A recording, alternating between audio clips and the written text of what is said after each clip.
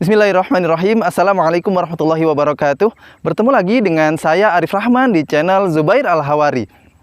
Kali ini saya akan berkisah tentang Nabi Ibrahim, Bunda Hajar beserta anaknya Nabi Ismail ketika Nabi Ibrahim diperintahkan oleh Allah Subhanahu wa taala membawa keluarganya dari negeri Palestina ke negeri Mekah.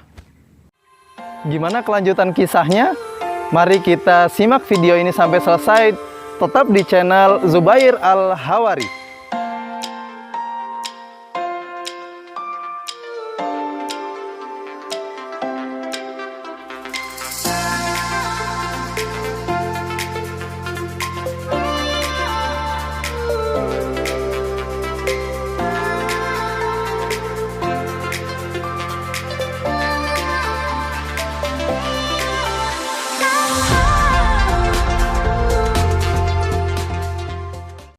Pertama-tama tentu kita bersyukur kepada Allah Subhanahu wa taala yang mana Allah telah memberikan kita nikmat yang sangat banyak.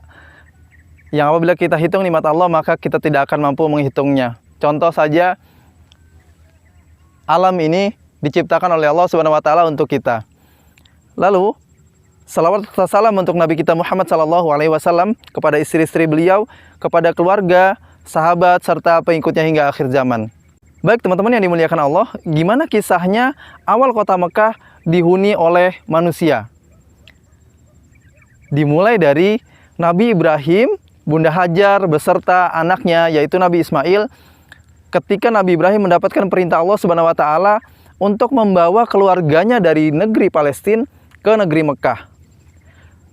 Setelah mendapatkan perintah dari Allah Subhanahu wa taala, maka Nabi Ibrahim pun langsung membawa anak beserta istrinya.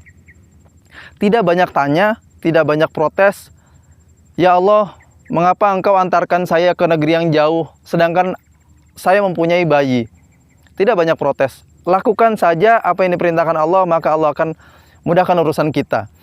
Tiba sampai di Mekah, lalu Nabi Ibrahim meletakkan istrinya beserta anaknya di tanah yang tandus itu, tidak ada tanaman, makanan, bahkan air sekalipun.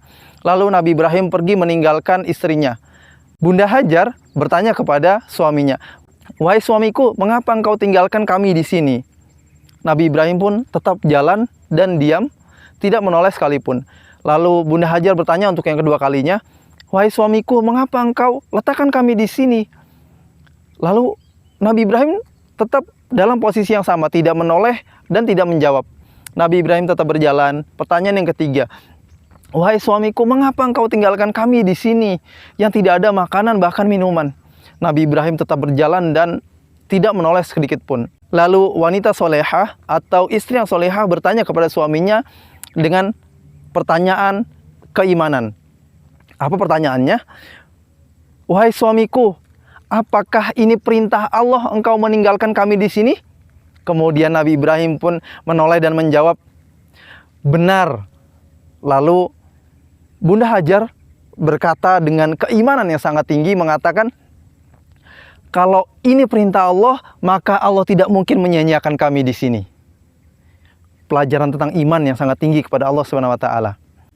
Setelah keluarganya yaitu istri dan anaknya tidak terlihat, Nabi Ibrahim pun duduk bersimpuh di hadapan Allah Subhanahu wa taala, yang Allah tulis doa Nabi Ibrahim ini di surah Ibrahim ayat 35 sampai ayat 41.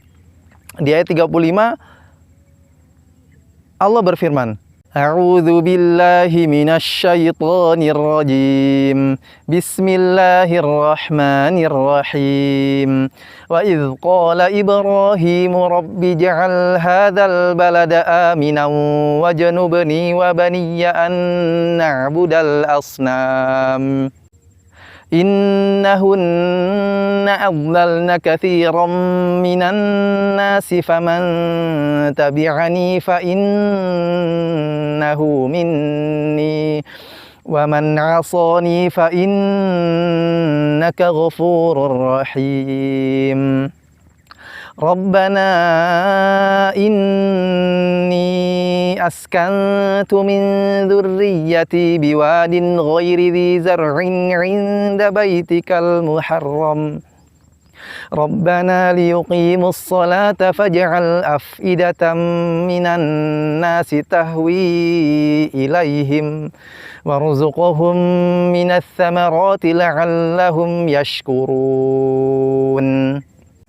Doa ini sangat bermanfaat. Silahkan teman-teman buka kembali di surah Ibrahim ayat 35 sampai 37 dan dalami doa ini beserta urut-urutannya.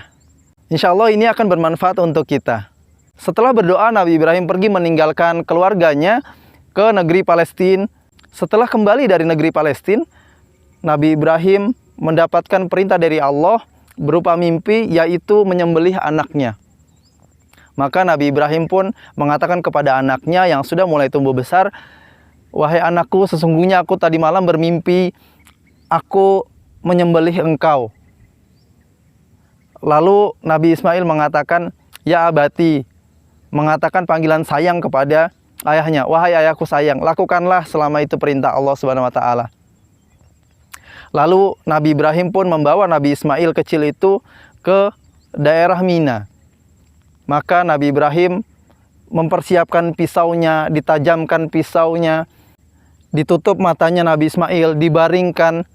Dan ketika pisau Nabi Ibrahim sudah sampai di pelipis Nabi Ismail dan siap-siap memotong, maka Allah ganti dengan sembelihan yang besar, yaitu domba yang besar.